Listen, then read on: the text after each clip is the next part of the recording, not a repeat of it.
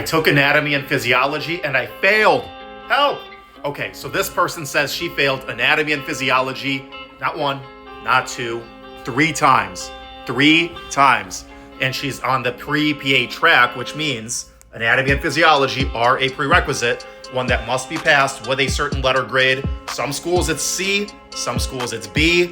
It just depends. But either way, you certainly can't fail it.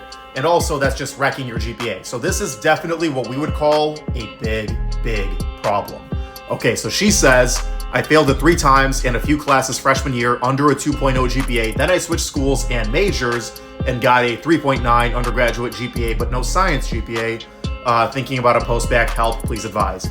Yeah, okay, so that's definitely an issue.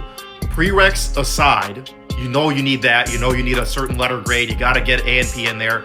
Your GPA and your science GPA need help.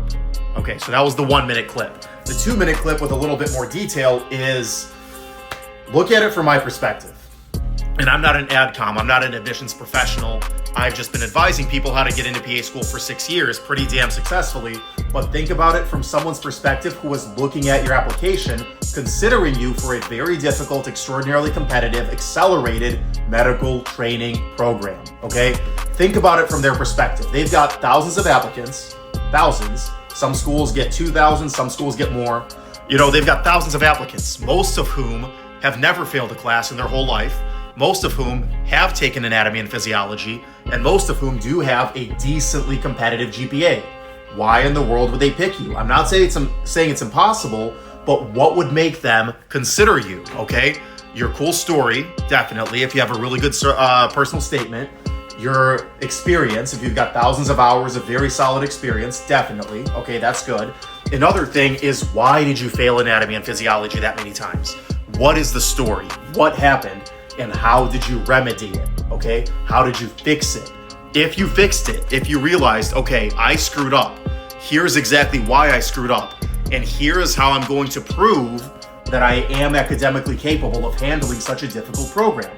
So maybe a post-bac, maybe a couple of semesters, at least 2, of really solid, hard science coursework.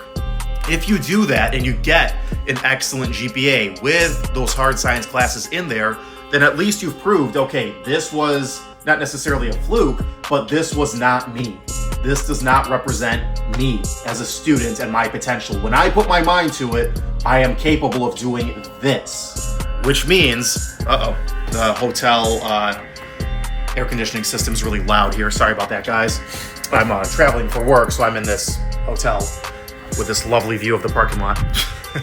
Anyway, so yeah, that's a requirement. If you've got a low GPA, especially this bad, you gotta prove yourself academically, and it's still not exactly a, guarantee, not even close. You're nowhere near as competitive as someone who has not screwed up like this. But from some schools' perspective, some schools especially that have a more holistic type of approach, that don't just go, oh, high GPA, good, low GPA, bad. Okay, not necessarily those schools, but the schools that really say, look, this person has gone through some shit. This person has gone through some struggles, some challenges, and she's grown from it. She's learned from it, and now she's an actually even safer bet than someone who's never really struggled academically, and then we put them in PA school and boom, they can't hang. Somebody who's really gone through it and then proven themselves, to some schools, that's actually a more attractive candidate, okay? So if you're in this boat or any low GPA kind of situation, that's my recommendation. Take a whole bunch of undergraduate science classes, whether it be a official post-bac or an unofficial post-bac, just a bunch of credits, 16 at a time, full load, hard classes, absolutely kick butt, and that's the best you could do to prove yourself. But I'm telling you, at this point, it is an uphill road, but have I seen it absolutely succeed? Yeah, absolutely. I was one of those people. Check my YouTube channel, Personal Statement Pros. I've got at least 5 different interviews with people who have overcome odds just like this, sometimes more than once, okay? So it is possible, but it's hard, okay? Now, if you don't know how to study, literally go to my YouTube channel, Personal Statement Pros, and just look at all the study skills videos. I'll teach you, I promise.